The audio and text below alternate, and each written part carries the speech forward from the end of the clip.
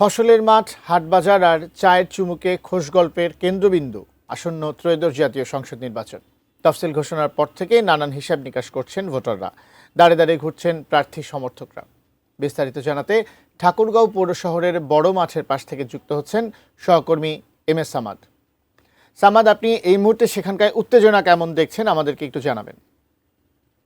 কিছু রীতি ঘটিয়েছিল নির্বাচন কমিশনের যে তফসিল ঘোষণা করেছিল, সেই তফসিল ঘোষণার মধ্য দিয়ে অর্থাৎ 12 ফেব্রুয়ারি আসন্ন ত্রয়োদশ জাতীয় সংসদ নির্বাচন অনুষ্ঠিত হবে। তার আগে যদিও বিএনপি এবং জামায়াত সহ অন্যান্য যে দলগুলো, রাজনৈতিক দলগুলো রয়েছে, তারা কিন্তু তাদের যে নির্বাচনী ক্যাম্পেইন বা নির্বাচনী জনসভা উত্থান বৈঠক নানা ধরনের তারা ক্যাম্পেইন করেছে।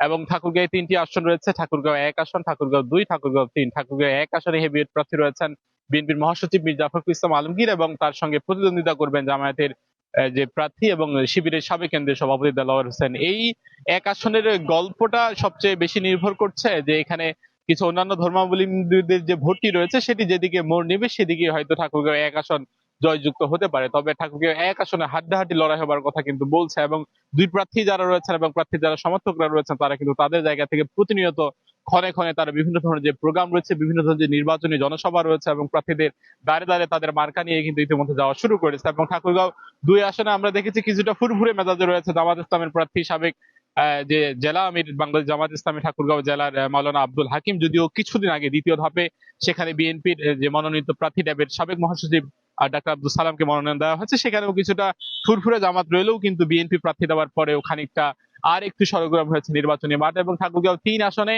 50-50 চান্স রয়েছে বিএনপি এবং জামাতের। সেখানে সাবেক বিএনপির যে এমপি জাহিদুর রহমান, পীরগঞ্জ উপজেলা বিএনপির সভাপতি, এবং রাজশাহী উপজেলার সাবেক ভাইস চেয়ারম্যান জামায়াত নেতা মিজানুর রহমান কিন্তু সেখানে প্রার্থী রয়েছে। সেখানেও কিছুটা 50-50 চান্স রয়েছে সেখানকার যে রাজনীতি পলিটিক্স। সব মিলিয়ে অনেকটাই সরগরম হয়ে উঠেছে এই নির্বাচনী তফসিলের পরে, যদিও ভোটারদের মাঝে কিছুটা আশঙ্কা রয়েছে যে আসন্ন জাতীয় সংসদ নির্বাচন হবে কিনা।